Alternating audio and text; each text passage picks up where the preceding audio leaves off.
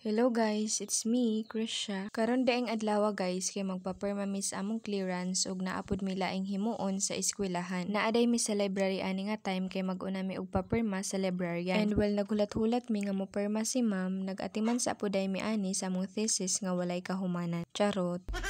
Bitaw guys, amo anang giplastar kay magpa-check mi ana sa amo ang mga panelist. Pag humana mo og paperma sa librarian, amo na din gipasa among thesis. Pero kay wala man diha si sir kay naglakaw daw, sumauto naghulat-hulat lang sa mi diri sa hagdanan. Ug kay wala pa man jud si sir, sumauto among plano nga sa hapon na lang sa anamo ipasa among thesis ug manguli na lang sa mi. Ug maniud to kay gutom na. Pagkahapon nibalik dayon mi sa eskwelahan aron mapasa na namo among thesis. And makapaperma pa pud mi sa lain pa nga mo perma. Fast forward, pag humana mo og paperma, nipalit sa day mi aning baligya sa mga 4th year nga banana fries. Isnak sa mi kadali kay gibati mi og kagutom. So mauto pag humana mog snack, nisakay na dayon mi og tricycle kay manguli na mi. Unya nakalabay day ko ani sa ukay-ukayan guys. Lami kayo iukay pero pas lang sa kay wala patay budget ana.